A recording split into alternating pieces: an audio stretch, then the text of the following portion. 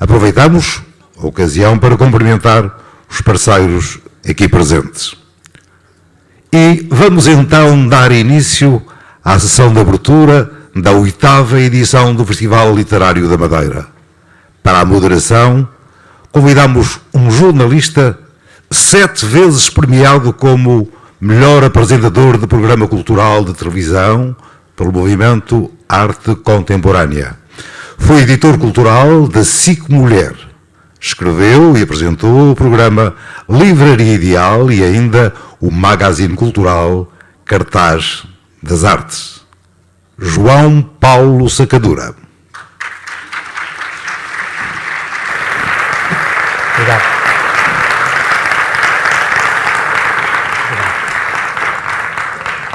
O que é a liberdade de expressão?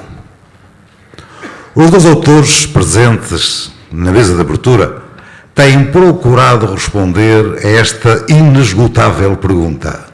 Em Inglaterra, Mick Hume tem-se destacado como defensor da liberdade de expressão, escrevendo para o Sunday Times, The Independent e Sun. O seu livro, Direito a Ofender a Liberdade de Expressão e o Politicamente Correto, foi louvado por Salman Rushdie. Mick Hume.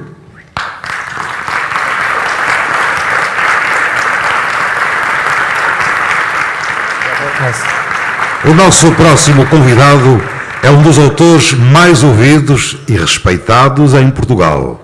Foi jornalista no Jornal de Letras. Escreve para a revista Visão e para o jornal Folha de São Paulo.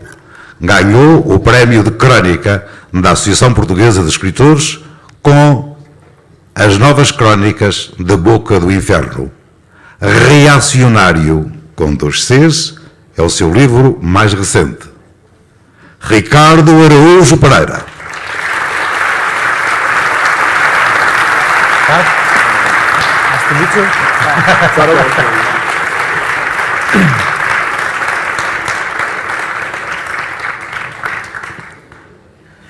Olá a todos, sejam muito bem-vindos a esta mesa de abertura do 8º Festival Literário da Madeira, que começa com que tem este ano, como sabem, este tema da literatura e o jornalismo, palavra que prende, palavra que liberta.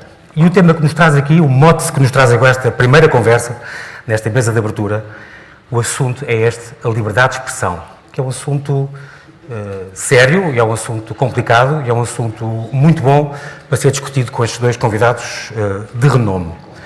O que é a liberdade de expressão? Sem a liberdade de ofender, cessa de existir. São palavras de Salman Rushdie, um autor, como sabem, que louvou muito este livro de Mick Hume. Devo-vos dizer que isto é um assunto tão sério que este livro foi lançado pelo Mick Hume em 2015, foi o próprio Ricardo que sugeriu à Tinta da China, está aqui a nossa maravilhosa editora, Bárbara Bulhosa, que o editou em português, em 2016, e pouco depois do livro ser lançado em Inglaterra, houve digamos que tinha sido o Charlie Hebdo, aquele massacre em França, em Paris, e uns meses depois, em Copenhaga, houve uma discussão, e começa assim um livro com esta história, houve uma discussão sobre a liberdade de expressão.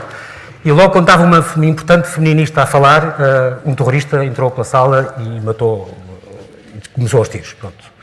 Portanto, é para vos dizer, eu aqui antes de entrar aqui, isto é um país seguro, mas eu, pelo simples não, verifiquei a segurança na porta, porque isto é um debate sério, mas nunca fiando, mas estamos confiantes. Isto não vai ser bem um debate, eu disse debate, mas não vai ser bem um debate, vai ser mais uma conversa. Porque estes 2 convidados são os 2 muito a favor do mesmo, têm um bocado a mesma ideia. Portanto, pensámos só convidar um e poupar imenso dinheiro. Mas não, era importante trazer os 2 e, portanto, aqui estão, e vai ser com certeza uma conversa esclarecedora e muito importante. O Mick Hume é um propagandista. You're a propagandist of your ideas on this subject. E devo dizer também que este debate vai ser, sobretudo, em português. Vou também falar em inglês de vez em quando, não só para agilizar alguma tradução, quem quiser, acho que tem acesso a uma tradução simultânea, mas eu acho que 102% das pessoas que aqui estão falam inglês. Eu disse 102 porque há 2 senhoras que estão a dormir lá em cima, mas de certeza que percebem e, portanto, se não se importarem, não ficarem muito preocupados, e algumas perguntas vou fazer diretamente em inglês. Também é importante para o Ricardo, se quiser treinar o seu inglês, porque por uma curiosa coincidência, foi uma das minhas irmãs, que foi professora dele de inglês, portanto é hoje que eu vou tirar as dúvidas. Como é que a família funciona neste sistema e nesta língua, a ensinar esta língua. O direito a ofender, isto é o subtítulo deste livro, aliás é o título deste livro, em inglês era o subtítulo, mas é muito importante esta questão do direito a ofender. E estará o medo de ofender a limitar a liberdade de expressão, e se sim, é legítimo fazê-lo. So, the first question is for you, and I must say this book was abre-olhos, an open eyes. I don't know what's the expression in English. It was very important for me because you debate every arguments against the seizing of this liberty of expression and free press. It's very, very important. And e só para vos situar aqui, vou-vos apresentar um senhor chamado François-Marie Arouet. Este François-Marie Arouet era o nome dele verdadeiro, deste iluminista, deste filósofo francês. O nome dele, de plume, o nome que nós conhecemos, é o Voltaire. E este livro passa por esta frase muito bonita que diz, no fundo é o tema disto tudo, que é: discordo do que dizes, mas defenderei até à morte o teu direito de o dizer. Isto é muito importante, esta frase é atribuída a Voltaire, não é bem dele, é da biógrafa dele, que escreveu isto um século depois de ele morrer, mas ela captou bem as ideias do que é que ele queria dizer com isto. Discordo do que dizes, mas defenderei até à morte o teu direito de o fazer. Isto é muito importante porque meio que hoje em dia diz que estamos a viver a época dos contra-Voltaires, os reverse Voltaires, como ele diz, que dizem assim: sei que vou detestar o que vais dizer e por isso defendo até ao fim da liberdade de expressão o meu direito de te impedir de o dizer. Isto é muito importante. Espero que tenham tomado nota. E é sobre isto que vamos falar isto. First question is, let's clarify things. Vamos clarificar. Is it worth to say everything you want to say? You can say it everywhere, in every context. What is liberty of expression? Okay. Good evening, everybody. I am delighted to be here. I have my first time on your beautiful island and a wonderful theatre. Ricardo's English is much better than mine, so please excuse me if you don't understand. I speak too fast. The reason the right to offend, or the right to be offensive, is very important in freedom of expression, is that we cannot have free speech if it means we are only free to agree with everybody else. We must be free to disagree, to be in a minority of one, if we choose to be. It cannot have a right to free speech if that right ends as soon as you say something which other people believe to be wrong or offensive or going too far. And in the end, I think it is only the speech which people think of as extreme or offensive which needs to be defended under freedom of speech. No one needs to defend the moderate, the mainstream. No one ever banned a book for being too boring. No one ever banned a speaker for saying, you are too banal, too mundane, too ordinary. Perhaps it would be good if they did, but they don't. So it's the extreme we have to defend. So that's my beginning point. As to whether there is ever an occasion when you don't say everything, of course there is. But I think making a decision not to say everything in all circumstances is different from being told you can't say that, which is very much the cultural slogan of our time. But in the freedom of expression, you don't include direct calls for violence or blackmail or slander of this kind of child pornography, this kind of things. No, of course, but there are very select kinds of speech which no right-thinking individual thinks should be, or expression, which very few right-thinking people think should be legal, but they are incredibly limited. Incredibly limited. So a direct threat of violence is when expression, words, become something else. They become part of an action. But just expressing a violent opinion or an extreme opinion is not the same thing. Words are not violence. And the trouble we've got today is we have a merging of these two things all the time, so that words are increasingly being treated as if they are themselves violent and should be treated as a violent crime. So that's my problem. You know, if I say, and I hope in Portugal there won't be too many people with ginger hair, and if they are here, I apologise. If I was to say, I hate all people with ginger hair, and we would be better off without them, I don't believe that. If I was to say that, that would be an offensive opinion, but only an opinion. If I was to say, I hate all people with ginger hair, we would be better off without them, so you and you, come with me, let's throw that bloke with ginger hair off the cliff, that goes beyond an opinion. That's an action of violence. So. Problema é que o nosso Presidente da Câmara não sofre, graças a Deus. O discurso humorístico não é bem o discurso jornalístico. No entanto, o Ricardo Araújo Pereira também começou a sua carreira como jornalista, começou, se não me engano, no Artes e Letras, no jornal Artes e Letras, como nós ouvimos, e depois chegou a ser repórter na TVI durante 3 meses, um facto que ele me pediu muito para não lembrar, e eu, pronto, vou fazer à vontade. E é cronista de visão, é cronista hoje em dia, é guionista, cronista e pode ser também jornalista, nesse sentido. A minha pergunta é muito direta, Ricardo. Limites do jornalismo e do humor são a mesma coisa? Não são? Com o que é que tu não gozarias e aonde? Qual é a linha? Boa noite. É o Ricardo, eu não apresentei. Não. Sim, exatamente. Boa noite. Se a pergunta é com o que é que eu não gozaria, Sim. São várias coisas. Okay. Eu não tenho interesse em falar em falar de algumas coisas, mas isso sou eu. Claro. Não me passa pela cabeça determinar quais são os temas sobre os quais o olhar humorístico pode pousar ou não, pode deter-se ou não. E a gente pode fazer esse exercício. Atenção, nós podemos hoje decidir em que temas é que o olhar humorístico não deve poder deter-se. E vamos a votos. E todos os temas que nós dissermos aqui passam a ser cortados. Jesus Cristo, certo? Acabou-se. Maomé, melhor não também. Faz mal à saúde. Mais o Sporting, certo? Todos os clubes. O Marítimo também, Nacional é melhor. Do União, em princípio, todos. O Tondela também. E assim sucessivamente. Vamos, se calhar o meu partido. Meu partido eu não aprecio que faça um pouco do meu partido. A minha mãe, já agora. E a partir de certa altura, eu garanto-vos que não sobrará nada. Uma vez, isso é a minha experiência.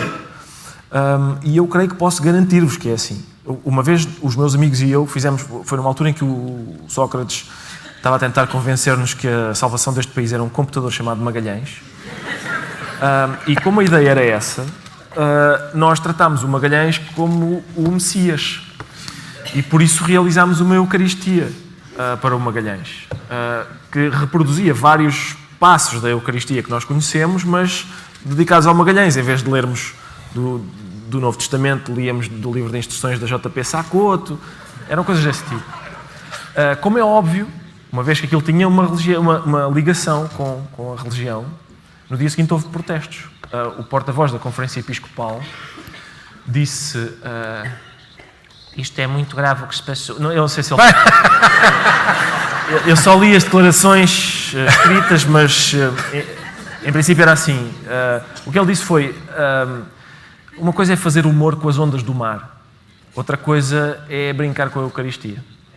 Ora, eu aposto o dinheiro que vocês quiserem que no dia em que eu fizer um programa de sólidos 20 minutos de comédia sobre as ondas do mar, assim que o programa acabar, eu vou receber telefonemas indignados de pescadores, surfistas, biólogos marinhos, toda a gente para quem o mar seja sagrado, vai telefonar a dizer, não, com o mar o senhor não brinca. É muito normal, muito natural que as pessoas façam isso. E, portanto, se a gente começa a selecionar, por exemplo, o tema, é óbvio para mim que deixamos de ter sobre o que falar. A questão do humor talvez não seja por acaso que esteja aqui o Sr. Mick Hume, autor do livro, e que venha eu, um humorista, falar sobre o assunto, porque a questão do humor coloca problemas à liberdade de expressão que outro tipo de discurso não coloca.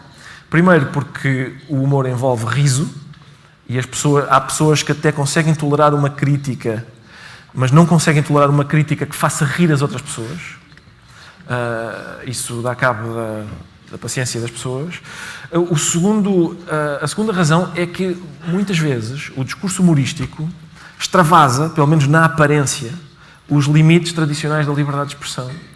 Aquilo que o Sr. Hume disse é verdade. A gente não pode apelar à violência sobre um grupo de pessoas.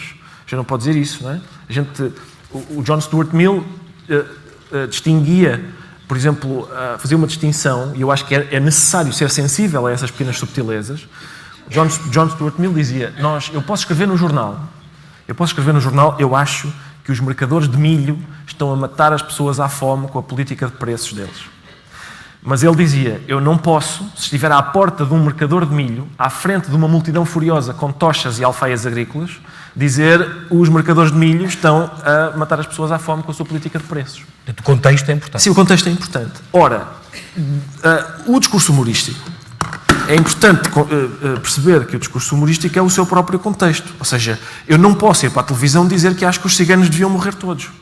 Mas eu já disse na televisão que o cigano é um povo que é todo belo para ir à vida.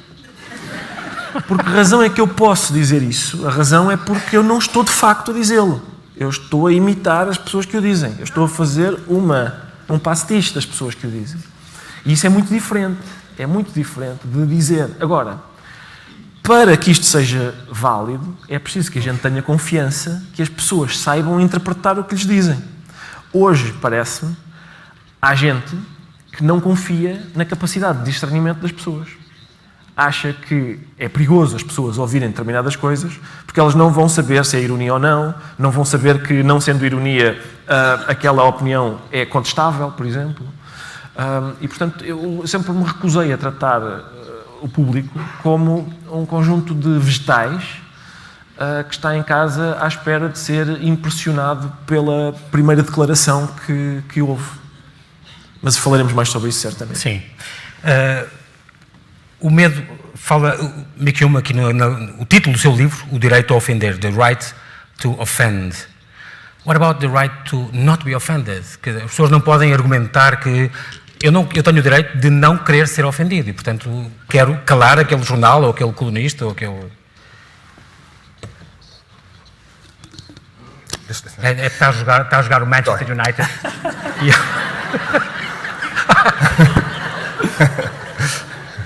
that's okay. Yes, there is no right not to be offended. You can be offended if you want, and you have the right to be offended if you want. You can be offended all you like. You can tell me that what I am saying to you is offensive. But what you don't have the right to do is to therefore tell me I can't say it. And what happens today is that people play the offence card, I am offended, as a way of ending a political argument. You don't have to offer an alternative idea to your opponent. You simply say, what they have said has offended me, and therefore that's the end of the argument, they must be silenced. And there is no right not to be offended. There is a right to free speech, and just as importantly, there is a right to listen, to be able to hear everything and judge for yourself what you believe to be true. That's the other side of free speech, is our right.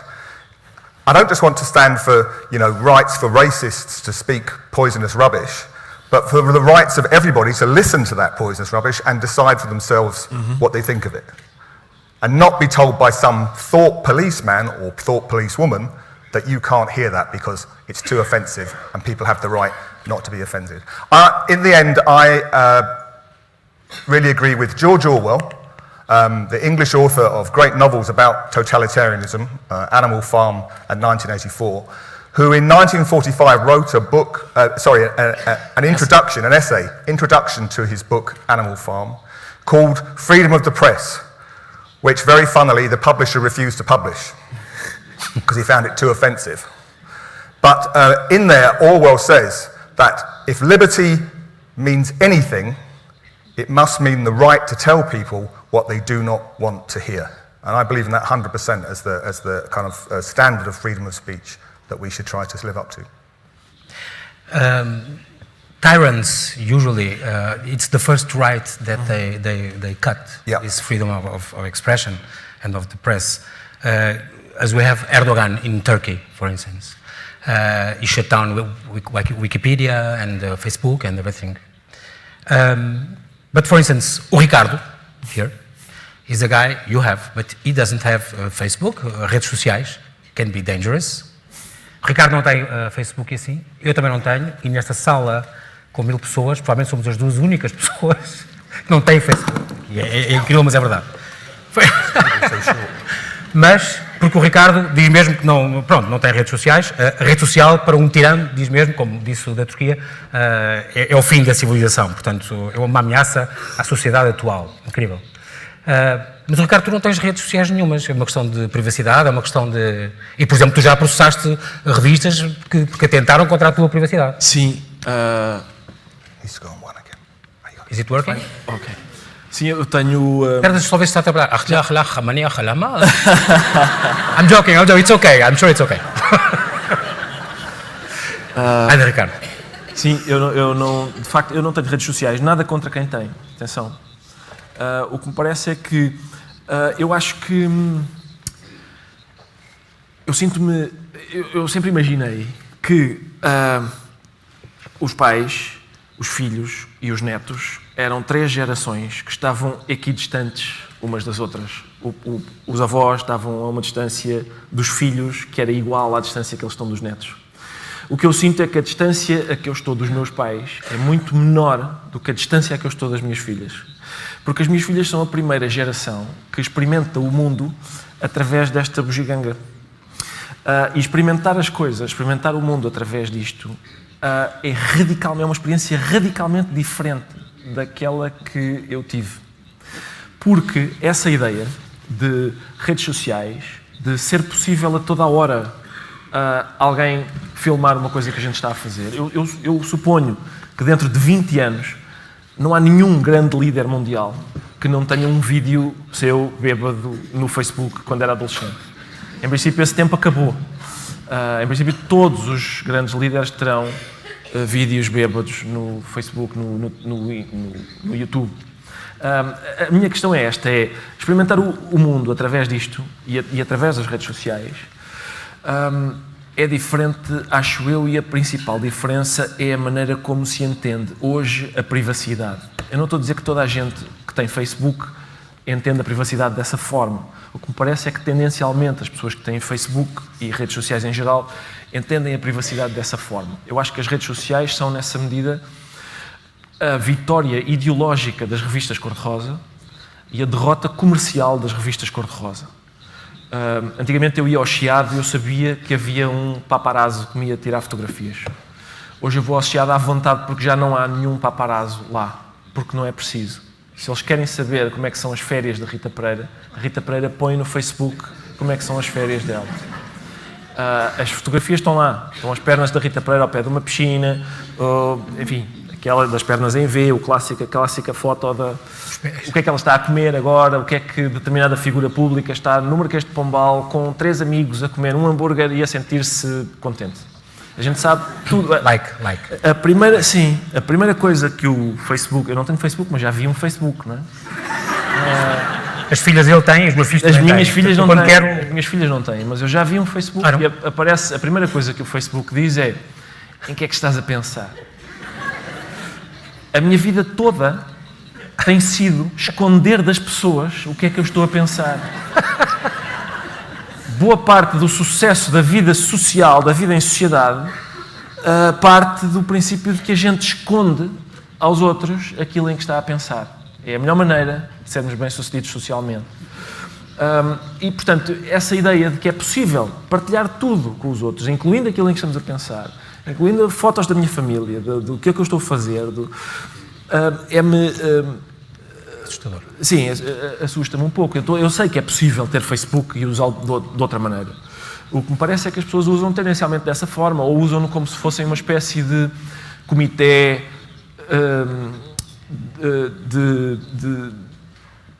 como se fossem como se o seu Facebook fosse a sua própria casa civil, como se toda a gente fosse o Presidente da República e o Facebook fosse a sua própria casa civil. Morre David Bowie. David, abraço para ti, pá. A minha adolescência, marcaste-a muito, falando diretamente com o artista, tratando por tudo. E põe uma música e põe por baixo. RIP. Só será assustador quando ele responder, não é? Sim, será. Mas as pessoas sentem, cá está, era óbvio que hoje eu tinha de prestar a minha casa civil, tinha de prestar homenagem a... Não podia passar em branco? Sim. Há outra coisa ainda, que é que isso, portanto, a maneira como o Facebook, e eu estou a dizer Facebook como metonímia de redes sociais, a maneira como isso mexe com o entendimento da privacidade. Acho que tem um outro aspecto que também me assusta, que é, no meu tempo, expressão que eu me apanho a dizer com cada vez mais frequência, dois amigos, vamos supor que um amigo dizia uma coisa a um jornal e outro amigo não concordava. Esse amigo ligava para o primeiro amigo e dizia: disseste uma coisa no jornal que eu não concordo, pá. Disseste não sei o quê. Pois, se calhar tens razão. Não, mas aí discutiu um bocado e tal. Pois, portanto, olha, quando é que vamos almoçar? Se calhar amanhã, até amanhã. Hoje não. Uma pessoa diz uma coisa e o amigo vai para o meio da praça com a mão na anca dizer: olha, filho, não. E toda a gente vê, toda a gente assiste a discussões que, assim, antigamente também havia discussões que as pessoas assistiam. Por exemplo, a gente estava numa festa de aniversário, por exemplo, e dois amigos pegavam-se, era chato, viste, o Fernando e o Carlos pegaram-se e tal, e disseram coisas, e foi chato. Mas não ficava escrito. Discutir por escrito, à frente de toda a gente, é muito diferente de discutir oralmente em privado. E bom, mas isso quer dizer, isso é uma coisa à parte, apesar de tudo, à parte o tema da liberdade de expressão, não é? Não tem muito a ver. This, to talk about the Twitter, yes. Like you said, like you usually say, there's some threats to the liberty of expression. Mainly the official, because we are not living already mainly in these Nazis that cut the newspaper. Then there's a no official and self-censorship. The no official censorship, you say it's one of the most dangerous things. These petitions online and these Twitters. Can you dwell a little about on that? Yeah, it's very important because if I say freedom of speech is under threat in the West, you can say, what else is new? You know, freedom of speech is always under threat. Since the democratic state of ancient Athens took a democratic vote to make Socrates take poison to kill himself for speaking out of turn, freedom of speech has always been under threat, even in its civilized heartlands. But we are not facing, as you say, Gianpaolo, we're not facing in the West a kind of fascist jackboot stamping on freedom of speech. It's much more insidious backdoor attacks on freedom of speech, some of which are official, they come through hate speech laws, those kind of things that we're familiar with, but some of which are unofficial, which is this kind of the Twitter mob, which attempts to silence some an controversial or offensive opinion through to the pressure of social shaming, public shaming, is an important thing. Censorship on university campuses by student activists who once, in a different generation, would have campaigned for free speech and now campaign for freedom from speech, to be protected from speech, to ban certain speakers of all descriptions that they don't like. And then the third threat, as you say, is self-censorship, which is so many people now, because of this atmosphere, are left not being sure what they're supposed to say, even what words they can use, because the language rules change from week to week, and it's very easy to get, especially for old people like me, to get left behind. You don't know what it is you're allowed to say, and so you'd rather say nothing. And if you say anything and somebody wags the finger at you, then you will apologise and withdraw from it. So all of those are creating a climate that's stifling freedom of expression. I want to say something about privacy, but I can do it. Yeah, no, go ahead. I really agree with Ricardo about the dangers of the way in which our society is removing the line between the public and the private. So that it's not only old-fashioned, the press prying into people's public affairs, is people actually using their private lives to sell themselves publicly, building a career on the basis of their private lives. Kim Kardashian becomes the kind of role model for how you become famous and successful by putting your private life out there on social media and on the TV. People on all kinds of what in Britain is called reality TV shows, parading themselves in their private and most intimate moments to make a kind of a short-lived career. And more dangerously perhaps, people being punished informally and legally for what they say in private, for the contents of private text messages or phone calls, which once they're revealed, taped by some so-called friend and then revealed in the press, can get you sacked and perhaps even locked up. So that kind of cultural blurring of the line between the private and the public, I think, is very important. We all need a private space in which we think our own thoughts, decide what we want to say in public, and then go out and do it. What I really don't agree with, which is another fashion today, is privacy laws, is tightening the law to stop those things happening. Because the privacy laws have, in England where I come from, the rich and powerful have used libel laws to keep their secrets, to protect the things that they don't want you to know about from being published. In a society like France, the rich and powerful have used privacy laws to do the same thing, to say, a corrupt government minister who says, it's none of your business how many millions I have in my bank account because that's my private affair and it's illegal for you to publish those details. So privacy laws, I think, is a dangerous road to go down, but I'd like to see a cultural revolution in our attitude to privacy in public, certainly. What about the political correctness? É uma questão que também te é muito querida, Ricardo, a questão da politicamente correto, as coisas que se podem dizer e não podem dizer. Sim. As pessoas são silenciadas por ter dito preto em vez de pessoa com uma cor ligeiramente diferente da nossa. Bom, em primeiro lugar, quando a gente fala de politicamente correto, eu acho que é essencial a gente saber do que é que está a falar. Esclarecer. Porque às vezes a gente diz, não, eu sou contra, eu sou a favor. Está bem, mas é o quê? Eu preciso saber o que é primeiro, antes de ser a favor. Por exemplo, no outro dia o Miguel Esteves Cardoso disse, politicamente correto são as antigas boas maneiras, pá. É a boa educação. Se é, eu sou a favor. Sempre fui, eu acho que não sou uma pessoa mal educada. A minha questão é, eu acho, quer dizer, em primeiro lugar, todos os historiadores que eu tenho lido sobre o fenómeno levam, quer dizer, concordam, mesmo que não concordem em tudo, concordam em dois pontos. O primeiro é que o conceito é muito difícil de definir. É raro que algum consiga defini-lo numa linha. São as antigas boas maneiras. É a boa educação. É muito raro. O conceito é bastante mais difícil de definir do que isso, até porque tem sofrido algumas transformações. A segunda questão é que o conceito é de origem obscura e, portanto, é preciso andar à procura da maneira como ele foi mudando. Por exemplo, surgiu no seio da esquerda no século passado, mas como uma forma de as pessoas apontarem umas às outras, dentro do mesmo quadrante ideológico, apontarem umas às outras que estavam a ser dogmáticas.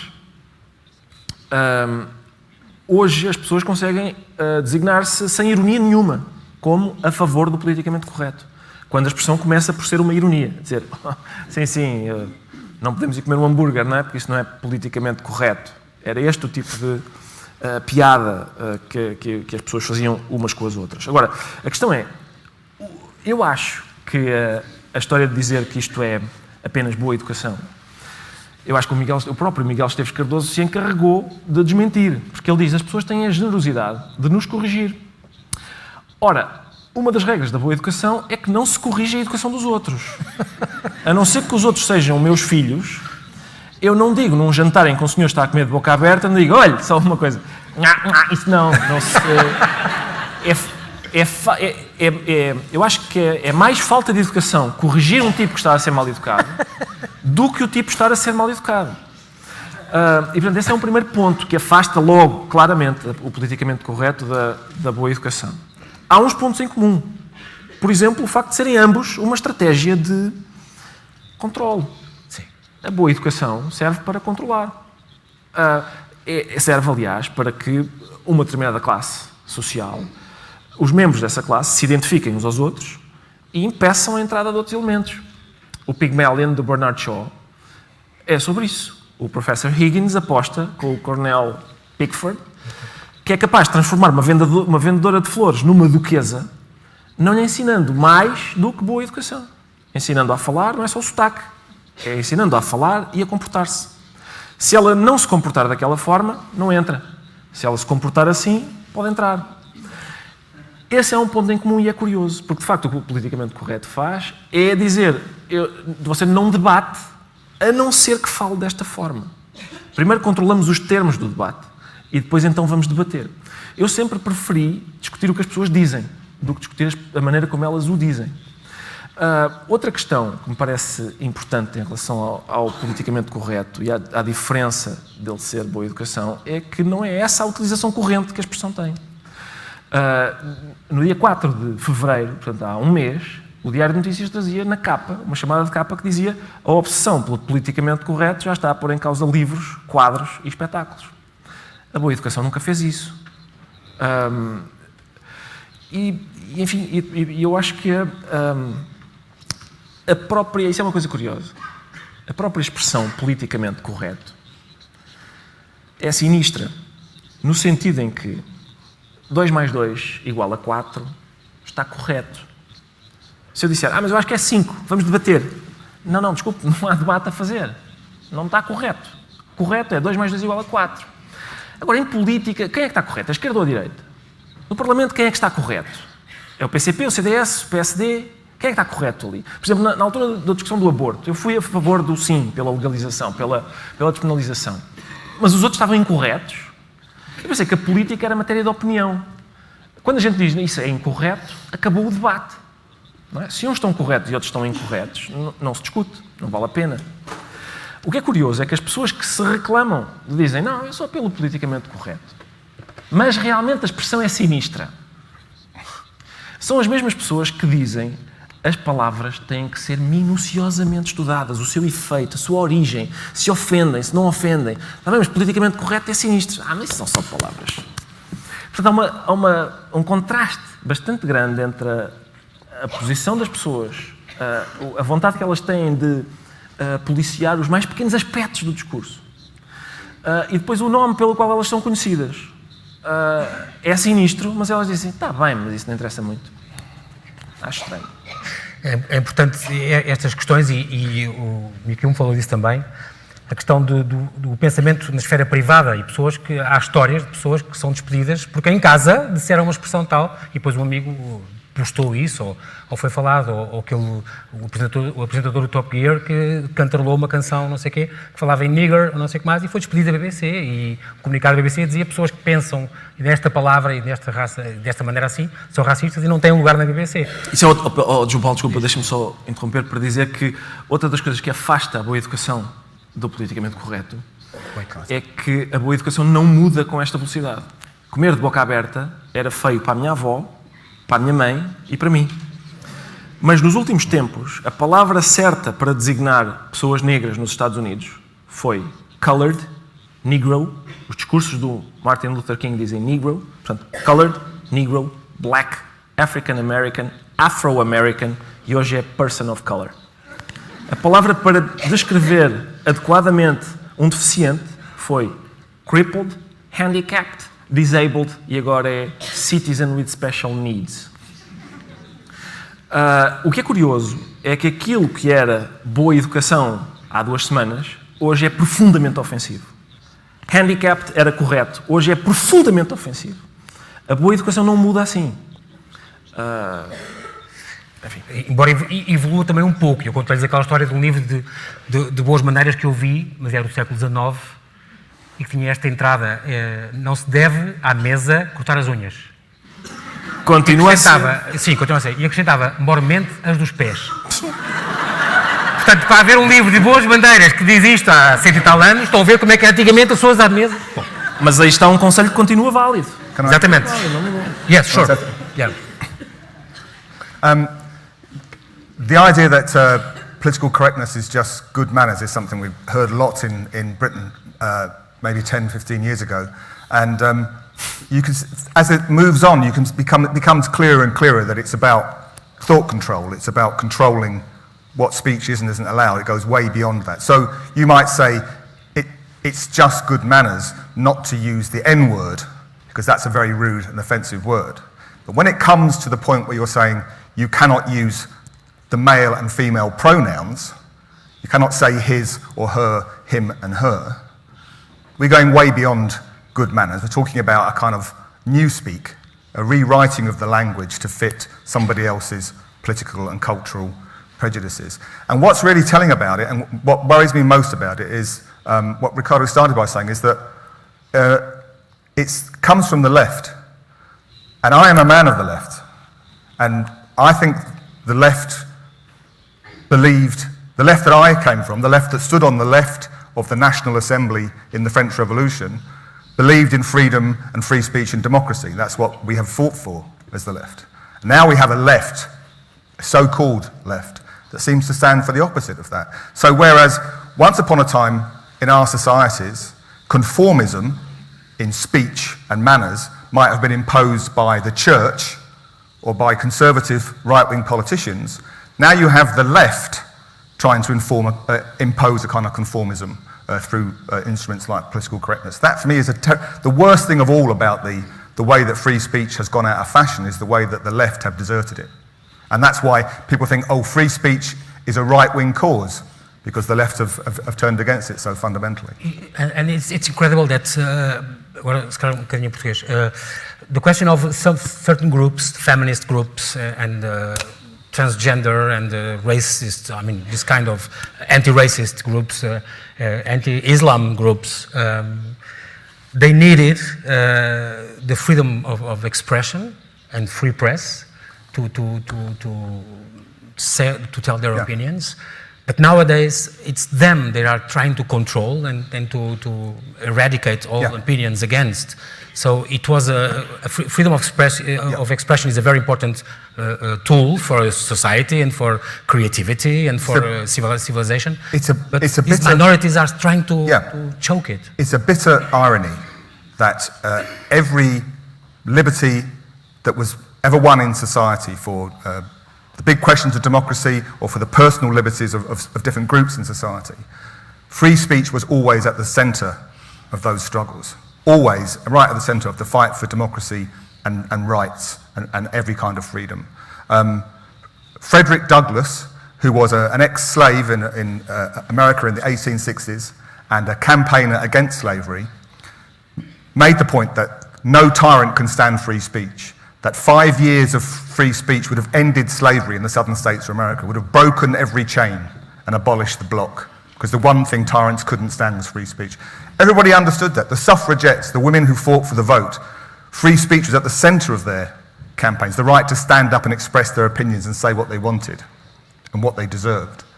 And now we have minority campaigning groups who are doing the opposite, who are trying to restrict the speech of others, who say that in order to protect their rights, other people's speech must be restricted. It's a very bitter irony, I think, that things have been turned around like that. It's like it's become a competition to see which identity group can be the biggest victim, which identity group can be the most offended.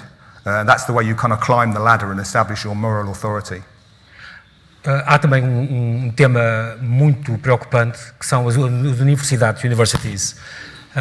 Ricardo, tu também tens um bocadinho a noção disso e da experiência que as universidades hoje em dia estão a criar, sobretudo as americanas e inglesas, este espaço estes safe spaces, e estes não darem no platform para as pessoas que defendem coisas que eles não querem ouvir ou que os incomoda. Portanto, é uma coisa crescente no mundo anglo-saxónico e que provavelmente está a chegar cá. Tu já tiveste alguma experiência também nesse sentido? Sim, não só nas universidades, mas começa a alastrar até aos liceus. Há poucos dias, semana passada, ou assim, uma escola no sul dos Estados Unidos decidiu que o Huckleberry Finn, do Mark Twain, e o Não Matem a Cotovia, da Harper Lee, deviam ser retirados do programa. Continuavam na biblioteca, mas eram retirados do programa. Há pessoas que defendem essa medida dizendo, mas qual é o problema? Livros entram e saem do programa, e então? Certo, livros entram e saem do programa. A justificação que eles deram parece-me inquietante. Porque o que eles disseram, os professores... as pessoas também dizem, são professores, eles lá saberão. Está bem, mas quem incluiu os livros no programa não foram canalizadores. Também foram professores, que também sabem. Portanto, claramente, há pessoas que acham uma coisa e outros que acham outra. E aí é por isso que interessa a justificação deles. Os professores que tiraram os livros disseram assim: estes livros criam um ambiente muito desconfortável na turma, causam incómodo. É natural, é o que os bons livros fazem. São livros sobre racismo. É um tema que incomoda. Se coisas que incomodam não podem ser exibidas na sala de aula, eu duvido que um documentário sobre o Holocausto alguma vez possa ser mostrado a alunos. Eu não conheço nenhum que não seja profundamente desconfortável. O segundo argumento, que eu acho extraordinário para professores de literatura, foi: não, há aí livros que ensinam as mesmas lições, mas não têm este vocabulário. Eu não sabia que a experiência de ler um livro podia ser reduzida à frase "ensina umas lições". Ter-me sido útil quando disseram: epá, olha, lê lá os Maias. E eu: são 400 páginas. Tem algum com 50 que ensina as mesmas lições? Se era assim, se a gente pode reduzir essa experiência a isso, a minha vida teria sido mais fácil. Continuo a preferir ter lido os Maias. Mas, portanto, a questão é essa ideia de que os alunos não podem ser perturbados, devem ter safe spaces, espaços seguros, que a universidade deve ser uma segunda casa. É muito inquietante. Eu acho que em casa a gente deve se sentir em casa. Na universidade a gente deve se sentir na universidade. É em confronto com outras pessoas para perceber quais delas é que a gente convida para a nossa casa. Aí sim. Estar em casa na universidade não me parece... Aliás, a diferença entre segurança e liberdade não era perfeita, mas às vezes conseguia distinguir uma pessoa de esquerda e outra de direita. As pessoas de esquerda tendencialmente preferiam a liberdade e as pessoas de direita tendencialmente preferiam a segurança. Hoje são pessoas de esquerda que estão a dizer: não, o fundamental é o direito a eu estar seguro. Aquilo de que o Sr. Hume estava a falar, por exemplo, há universidades hoje nos Estados Unidos que oferecem aos seus alunos uma série de pronomes para que as pessoas não binárias, que não querem ser designadas nem por he nem por she, possam escolher uma série de outros pronomes. Podem ser ze, she, fear, e esses pronomes têm conjugação. Fear self, fear tem muito boa ideia de fear self. Ora, há uns anos, cá em Portugal, discutiu-se o casamento entre pessoas do mesmo sexo. Eu era favorável ao casamento entre pessoas do mesmo sexo. Do outro lado da barricada, já em desespero de causa, a discussão estava quase perdida, eles avançaram com um último argumento. O argumento era: ok, casem lá, mas não usem a palavra casamento. Essa palavra não podem usar, inventem uma para vocês. O nosso lado disse, e bem acho eu, que inventar uma palavra para nós não é inclusão, é exclusão, é colocar-nos num gueto. Nós temos uma palavra inventada para nós. Nós não podemos participar da palavra que toda a gente usa. Ora, nós somos iguais, também queremos a palavra casamento. Os meus amigos e eu achámos o argumento tão bizarro que dissemos: por acaso é boa ideia. Nós propomos a palavra esverneque. E Fernando vai à casa dos pais do Mário pedir a mão do Mário em esverneque. A Isabel Moreira, deputada do PS, gostou tanto que nos citou num prós e contras. Isso é absurdo, uma palavra nova, já agora esverneque, não? O que me parece é que passaram os anos e hoje as mesmas pessoas que diziam: e bem, uma palavra inventada só para nós é obviamente uma maneira de nos excluir, dizem: palavras inventadas só para mim são a única maneira de me incluir. E fear self é extremamente parecido com esverneque. Essa é a ironia disto. Je, she, ze e himself é muito parecido com esverneque. É um fenómeno o príncipe da Fuseta. Não sei se conhecem o príncipe da Fuseta. É um senhor que acha que a Fuseta, lá uma rocha que há na Fuseta, é dele, e aquilo não é território comum de todos, é dele. Ele é o príncipe da Fuseta, aquilo é dele. Eu dizer às pessoas que eu quero passar a ser conhecido como... Eu acho que ele está cá. Xi, parece-me um fenómeno de principado da Fuseta da linguagem. Eu vou, a partir de agora, este bocado da linguagem é meu. Eu falo desta maneira e vocês têm de falar desta maneira para me satisfazer. Isso não me parece inclusão. Parece-me exclusão. Parece-me que, por exemplo, movimentos como o movimento LGBT, que neste momento já não tem só 4 letras, tem, cada vez tem mais letras e acaba com um mais, para dizer, além destas ainda há mais. Parece-me que não é uma forma... Reparem, porque é que isto me causa... a mim, que sou de esquerda como o Sr. Hume, porque é que isto me causa um problema? Porque numa democracia, a maneira de nós concretizarmos as nossas propostas é obter o poder. Isso é uma coisa de política. Mas como é que se obtém o poder em democracia? Persuadindo uma maioria de pessoas que as nossas propostas são melhores. Esta esquerda não me parece interessada em reunir uma maioria. Parece-me interessada em arranjar uma confederação de minorias tão específicas quanto possível, cada vez mais minoritárias, que depois fatalmente não encontram, são mais interessadas em encontrar interesses divergentes do que um interesse comum. E isso é perigoso politicamente, acho eu. A ideia da linguagem inclusiva, lá está. Isso relaciona-se também com a questão da ofensa. Hoje, se eu chegar aqui e disser boa tarde a todos, eu vou estar a ofender pessoas. Pessoas que acham que eu devia ter dito boa tarde a todos e todas. Nós estamos aqui reunidos e reunidas porque estamos preocupados e preocupadas com a situação dos desempregados e desempregadas. O meu problema com esta linguagem é duplo. Primeiro, a gramática não é machista. O que se passa é que quando as palavras em português têm género. A carteira não tem um pipi, apesar de ser do género feminino, e o telefone não tem uma pilinha e é do género masculino. Um homem pode ser uma figura respeitada e uma mulher pode ser um membro destacado. Na vizinha Espanha, há um movimento para que as mulheres sejam membras do governo e do parlamento. Há uma senhora que reclama ser porta-voza.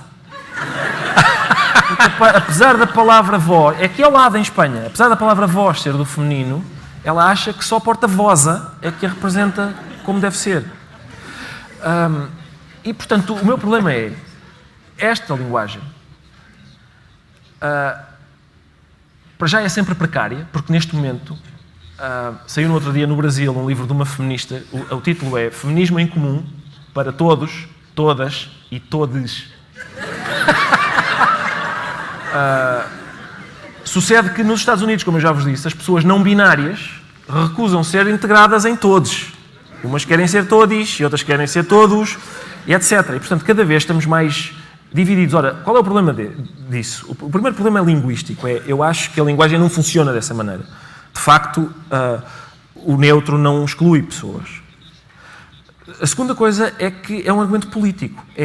Isso é ridículo. Eu lamento, mas essa linguagem é ridícula. É pouco prática, porque uma das regras da linguagem é o facto de ser económica. Se eu tiver 7 filhos, eu não digo eu, o Pedro, a Carla, o Fernando, eu digo os meus filhos.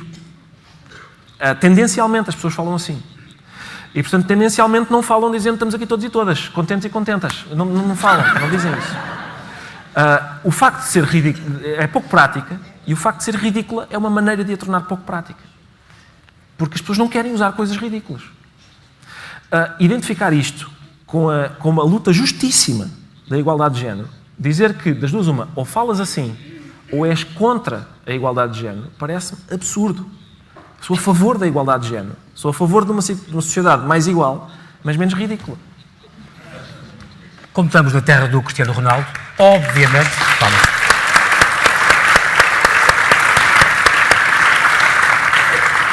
Antes de uma nota final, e como estamos na terra do Cristiano Ronaldo, obviamente teríamos que falar de escultura. De futebol, desculpem.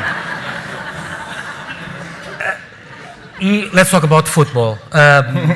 Também porque esta hora está a começar um jogo do Manchester United contra o Sevilha e por isso é que o Mickey está aqui nervoso. Já incómodo, the game started. You're losing. No, I'm joking. I don't know.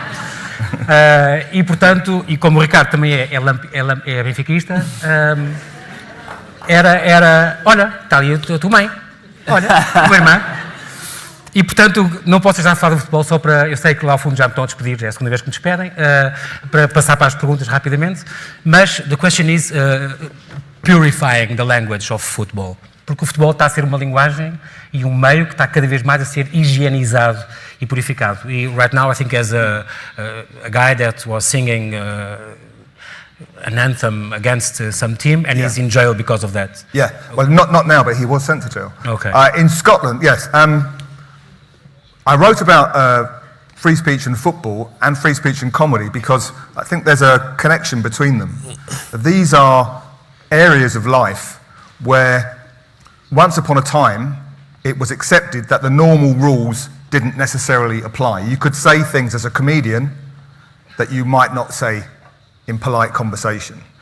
You could shout things at a football match that you would not shout at a dinner party or in a library or an office. This was a kind of normal distinction, and it was somewhere you could go and let off steam.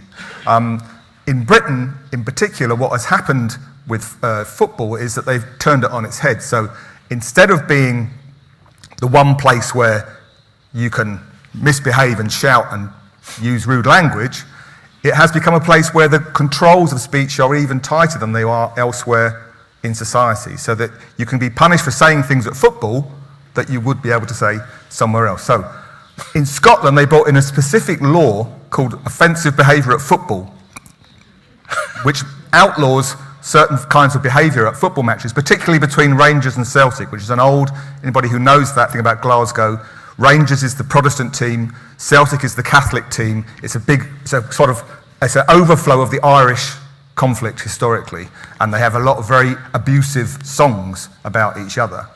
They brought in this law, and a Rangers fan was walking down the street in Glasgow singing a song called the Billy Boys song, which involves the line, "We're up to our knees in Fenian blood, surrender or you die." Fenians being an abusive word for old Irish Catholic rebels. We're up to our knees in Fenian. Just to be clear, he wasn't actually up to his knees in Fenian blood. He was singing a very old song about it. He was arrested, prosecuted under this law, and sent to jail for 3 months in the capital, not the capital, but in one of the largest cities in Britain, in Scotland, Glasgow, for singing an offensive song in the street. Now that to me is a remarkable turnaround. And if honestly we don't have free speech at football, then I don't know where we do. And if comedians don't have the freedom to break rules, then what chance have the rest of us got? So I think it's a process I've talked about as the sanitisation of football. And as always, they hide behind human shields. They say, well, this is because we want to protect women and children, and therefore you must all behave like children when you come to a football match. Yes, and to end in a positive note, before I ask to start the questions, we have a small period of questions. You're, apart everything, you're an optimist. You say Yes. that on this question, because liberty of expression reflects what we think Yes. of humanity. Yes. So you think, I think you are going downsize, but you think there's We a are, future. but there's a future. I think what we think about free speech always reflects what we think about humanity, about each other. When we have confidence in humanity, when society is going forwards and we believe in each other, then we are prepared to allow each other freedom of speech. We're prepared to hear each other's arguments and have the debate to decide what we believe to be true. Free speech is the only way we'll ever decide what we believe to be true as a collective democratic society. When we're confident. When we are not confident, when we are mistrustful of each other, we withdraw into our shells and we become anti-free speech. And that's why I think free speech is out of fashion today, is because we've had a kind of anti-human turn in our culture. But I believe the future lies in having faith in one another to fight together to change society for the better, and that freedom of speech will be the absolute best reflection of that. Can I do my Spinoza now, or do you want me to do it after? Let me just listen to what Ricardo wants to say about that. Yeah, okay. Because it's very, very important. Já que te ouvimos e ficámos muito deprimidos. Ficaram deprimidos, sim. Vamos lá ver, eu percebo o ponto. Às vezes as pessoas pensam que eu estou a ser apenas insensível. Qual é o valor de deixarmos um racista falar, por exemplo? Qual é o valor de deixarmos o arquiteto Saraiva escrever uma crónica a dizer que se ele mandasse os transexuais não podiam fazer operações? Eu acho que há vários, não há só um valor, há vários. O primeiro é que eu não estou só a garantir o direito do arquiteto Saraiva falar, eu estou a garantir o meu direito de o ouvir. E isso é muito importante. Eu quero ouvi-lo, por uma questão de higiene. Eu quero saber onde é que ele está para eu atravessar a rua para o outro lado quando eu me cruzar com ele. Eu tenho esse direito.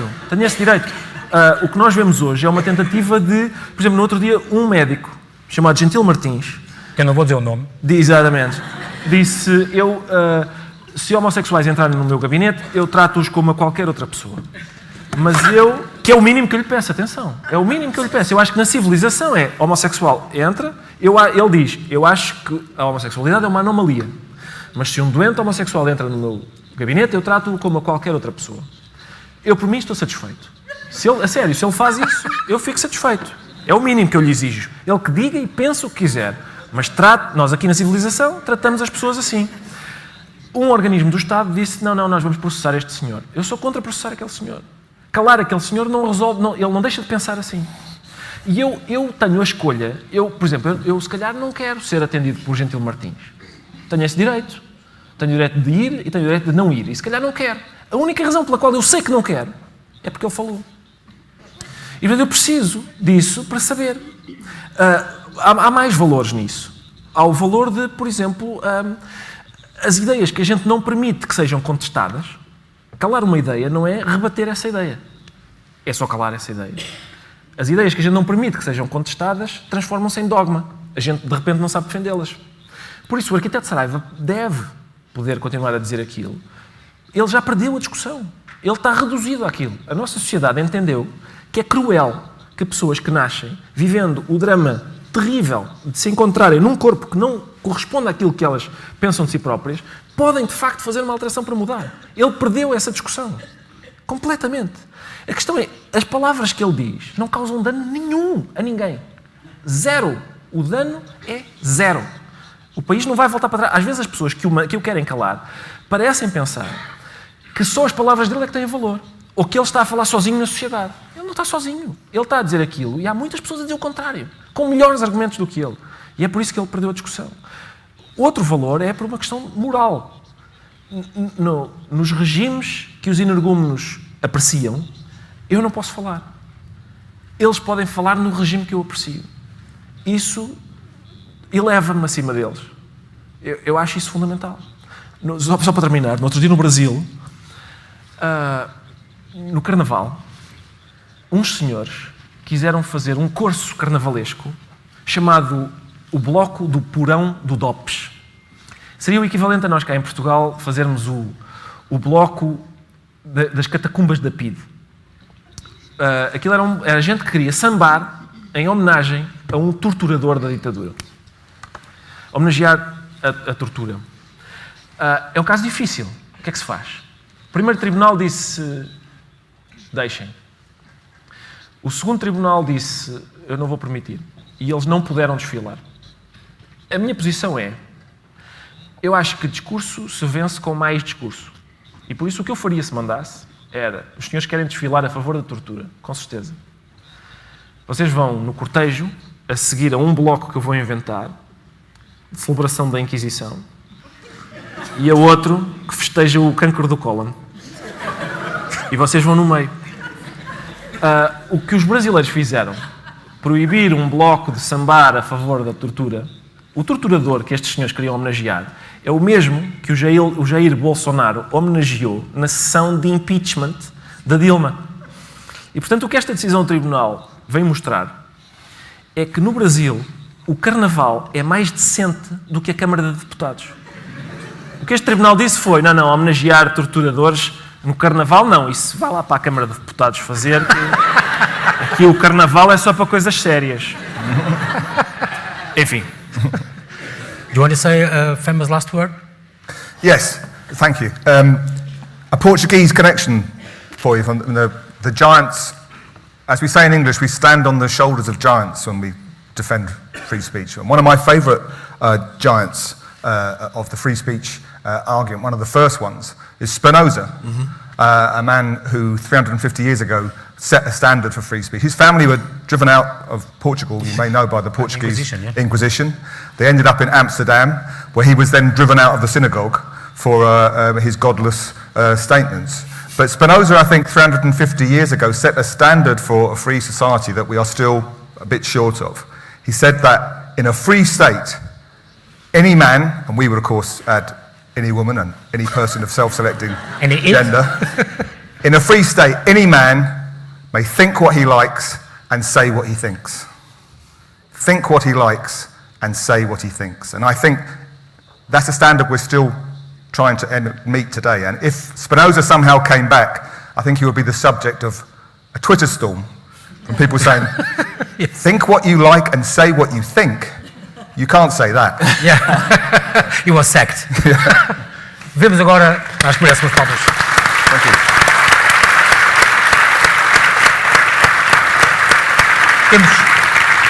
Temos agora uns minutos para umas perguntas, não são muitos, mas quem quiser fazer uma pergunta a algum dos convidados. Queria fazer uma pergunta. Sim, diga. Tem que falar alto para se ouvir bem. Alto já está. Tem que falar agora para seja conciso. Eu queria cumprimentar os cidadãos aqui presentes, o painel que está aqui nesta conferência, e dizer o seguinte, é que realmente é muito oportuno este debate, porque nós em Portugal somos semelhantes à Turquia. Falamos das liberdades, do 25 de Abril, quase todos os partidos falam nisso, e ninguém fala numa professora que está presa na cadeia de tiros em Lisboa por delito de opinião. Eu falei, meu amigo, eu falei no Governo Sombra, falei sim senhor. Cá está ela. É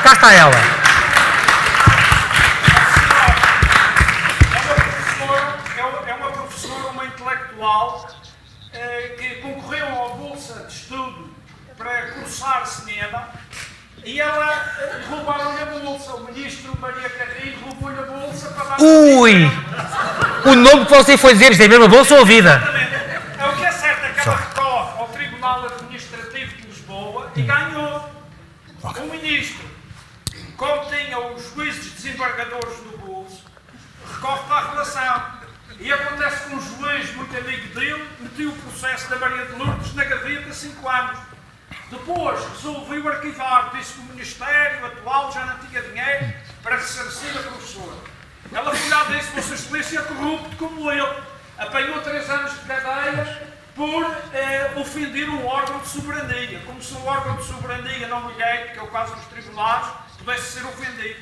E a senhora já cumpriu 2 anos de prisão. Em nenhum partido de esquerda fala nisto, nem o Bloco, nem o PCP, nem o Partido dos Verdes, nada. A direita reacionária não fala, naturalmente. Portanto, era só isto. Ficou o alerta. Bem-haja. Temos também aqui uma pergunta, diretamente. Nós temos é que apressar, não sei. Eu peço para ser conciso e se tiver fotografias não mostres, porque já não temos muito tempo. Diga. Isso está ligado? Espera aí. Isso, Agora está. Ok, a minha pergunta prende-se com esta questão do direito a ofender, porque, enfim, eu estudo as questões da economia da felicidade, preocupa muito as questões da felicidade, e, portanto, quando nós estamos a ofender alguém, estamos, obviamente, a diminuir a sua felicidade, a diminuir o seu bem-estar psicológico. E eu acho que nós temos que também ter, pelo menos, isso em consideração. Obviamente que eu defendo a liberdade de expressão, defendo uma sociedade evoluída, onde as pessoas têm poder de encaixe, mas é um facto que há muita gente que não tem. E, portanto, como é que nós conseguimos incorporar isso? Conciliar, porque a certa altura podemos estar na prática a permitir que aqueles que ofendem têm mais direitos do que aqueles que são ofendidos. Já foi um bocadinho perguntado, mas ter isto em consideração. Reforçar um bocadinho assim. Está bem. Obrigado, eu não sei se enquanto o Sr. Hume toma notas, eu queria falar consigo, sim. Obrigado pela sua pergunta. E eu partilho as suas preocupações, como calcula. O meu ponto é o seguinte, eu creio que, é claro que eu acho que as pessoas devem ter isso em consideração. O que eu acho é que quem não tem isso em consideração não deve ser punido criminalmente. Mas, devo dizer-lhe que quando diz que pessoas, quando são ofendidas, o seu bem-estar psicológico é afetado, eu tenho dúvidas sobre se é ou não perigoso trazer para a política o vocabulário dessa área, ou seja, da área da psicanálise, dizer as pessoas ficam traumatizadas com um insulto, as pessoas ficam com o seu bem-estar psicológico em causa, etc, etc. Yeah. Porque me parece que isso as diminui enquanto cidadãos. Os grupos minoritários, desde sempre, tiveram uma resposta à ofensa que é o oposto dessa. Eles não disseram, não digam essas palavras, porque essas palavras melindram-nos. Eles disseram, que palavra é que vocês estão a usar para nos denegrir? Então dá cá que eu vou pôr ao peito. Foi isso que, historicamente, os grupos minoritários foram fazendo. A palavra queer, a gente hoje vai a uma livraria estrangeira e aparece lá Queer Studies. A palavra queer significa anormal, esquisito, desviante da norma. Era com essa a palavra que a gente se referia, que as pessoas se referiam a homossexuais. Essa palavra foi transformada num insulto, de um insulto passou a ser um emblema. Quando os homossexuais, liderados pelo Mark Ashton, na altura da Thatcher, resolveram apoiar os mineiros, a luta dos mineiros, o jornal The Sun disse, incrível, the pits and the perverts, ou seja, lá a malta das grutas e os pervertidos, juntos. E então o Mark Ashton disse, nós vamos fazer um concerto a reunir fundos para os mineiros. E o concerto vai se chamar The Pits and Perverts Concert. Essa ideia de que é possível transformar um insulto num emblema parece-me politicamente muito mais forte do que a ideia que diz, calma, eu sou frágil, dá-me um tratamento especial. Isso é o que a gente faz com as crianças, não com cidadãos. Eu acho que é... Há o problema dos limites também, da fronteira. Que organismo é que vai dizer, os tribunais, os ministros, os governos? Sim, exato. Olha, essa palavra pode ferir ou é fora da norma. Há pessoas que ficam sensibilizadas ou incomodadas com essa expressão e outras já não. Quem é que vai definir esses limites? Isso é complicado. It's tricky. So I agree with Ricardo that we should be sensitive, but that being rude, being an arsehole, should not be against the law. We should also recognise that there is a danger of mixing up politics and therapy to the point where we talk about everybody being vulnerable and they need protection. And the question, as you say, JP, is on every issue to do with free speech. Here is the question. If you want to limit free speech, who is going to do the limiting? Who is going to write the rules? Who is going to draw the line? The government? Judges? Simon Cowell? Ricardo? I don't know. Who is going to do it? So that is why free speech is the only democratic solution, is to have it all out in the open and decide. We should also be aware that you talk about people being offended. There is a competition now to be offended. There is people seeking offence in what is said. So we should be wary of that. And in the end, I'm afraid, free speech is more important than hurt feelings. And that's my order of business. Atenção também, exibir uma opinião, ou autorizar uma opinião, não quer dizer que nós a inducemos e que nós estejamos a favor disso. São coisas diferentes e muitas vezes as pessoas dizem, tu deixas os não sei quantos falarem, anti-islão, é porque és a favor. Não, a pessoa, o deixar ouvir não quer dizer que eles têm o direito a falar e não quer dizer necessariamente que a gente concorde. Mas há mais uma pergunta aqui que deve haver alguém. É lá, o senhor. Tem que falar alto. É uma questão que, se calhar, é meio provocatória, mas em todo caso eu acho que valerá a pena colocá-la. E é a questão de saber em que medida é que, nos tempos que vivemos, com a proliferação cada vez maior das chamadas fake news, em que medida é que a circunstância de cada vez mais cidadãos digamos assim, terem esse produto apenas como consumo, em que medida é que essa circunstância pode se tornar ainda mais grave ou mais perigosa do que o não respeito pelo direito a ofender. Certo. Eu acho que a sua pergunta é excelente. Aponta para um problema grave, evidentemente. O problema das fake news, essa questão. Ainda há pouco tempo o presidente francês disse que a gente tem de fazer aqui alguma coisa em relação a isto, restringir, proibir as fake news. Há um problema aí outra vez, que é quem é que decide o que são fake news e o que não são. A definição de fake news do Donald Trump é muito diferente da minha. Muito diferente da minha. Mesmo a do presidente francês, às vezes o que é fake news para uma pessoa é apenas política para outra. Neste momento nós temos o secretário-geral do PSD, está neste momento metido num sarilho porque anunciou várias vezes que era visiting scholar da Universidade de Berkeley, na Califórnia. Ele nunca lá foi.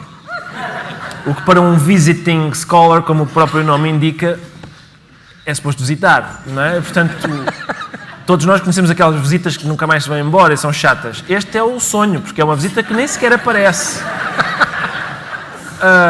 A questão é, muito provavelmente para Feliciano Barreiras Duarte, isto são fake news. Ele diz: eu não fiz nada de mal.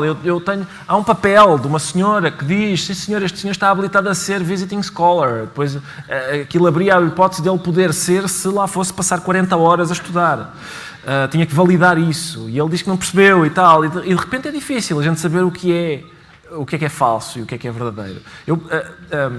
A questão de... A história de ser ofendido. Eu acho que as pessoas têm todo o direito de dizer eu sinto-me ofendido. Hoje parece-me que as pessoas pensam ter o direito de não ser ofendidas e esse é o ponto que eu acho que não têm. As pessoas não têm o direito de não ser ofendidas, porque isso de facto limita aquilo que os outros podem dizer. E nesse caso concreto, parece-me que estamos confrontados com o tal problema de saber quem decide, o que é matéria de debate, muitas vezes. Não é uma matéria... eu sei que há vezes em que a matéria é clara, não é? Se disserem que... Quer dizer, se for uma mentira completa. Óbvia. É fácil. Eu acho que é um dos preços a pagar por viver numa sociedade livre e aberta. Às vezes nós vamos ler coisas que não são verdadeiras e temos que contar connosco para ir à procura da verdade. Segundo, às vezes vamos ser ofendidos. É um pequeno preço a pagar para nós também podermos dizer o que queremos. Porque é fatal que o que a gente diz também vá ofender outra pessoa. You want to say? Yes. Just to add to that, my translator didn't hear the question properly, but on fake news, I think it comes back very much to this idea of mistrusting the public. I think it's a fake argument, because what those politicians are really saying is the public are so stupid, they believe what some blogger in his mum's bedroom puts on Twitter, and they will be persuaded to be a racist or something. Why did Donald Trump get elected? It couldn't be because Hillary Clinton lost an argument to Donald Trump. I mean, you can imagine, the mind was blown by that. It had to be because of fake news, because 60 million Americans were conned by the fake news from Russia. That's the way they tried to explain it. It's really a question of degrading democracy and freedom of speech to talk about fake news. And on Ricardo's last point, as someone who writes about free speech, campaigns for free speech all the time, I spend most of my life defending freedom of speech for people I don't want to hear. I don't want to listen to them, but I have to defend their freedom of speech because that's also my freedom to listen and judge them, and it's all of our freedoms to discuss things and come to a democratic decision about what we believe to be true.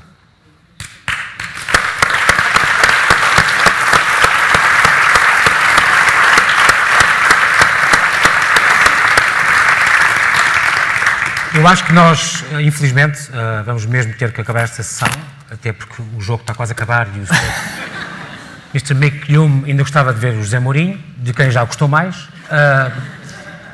Mas eu agora estou a ouvir a doutora Sandra Nóbrega e realmente estou-me a lembrar de ter estado aqui neste teatro e estes 130 anos que estão a celebrar neste momento, neste teatro lindo, nesta cidade fabulosa. Parabéns, doutora, pelo trabalho que tem feito aqui nesta sala. E quero agradecer, de modo especial, a todos a vossa presença aqui, este serão que nos deram e que foi tão importante, foi tão bom.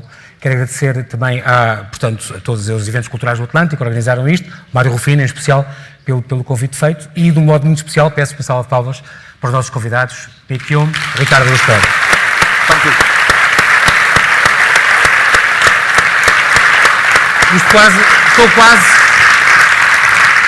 Estou quase tentado a fazer um livro, talvez um livro da Anitta. Mick e Rick vão à Madeira. This you could be a book, a children's book. Boa noite, muito obrigado. Minhas senhoras e meus senhores, o nosso obrigado por terem vindo. O Festival Literário da Madeira prossegue amanhã às 10h30 com os workshops Poemas em um Cartão e Riqueza Rural, protagonizados pelo parceiro internacional Litfest.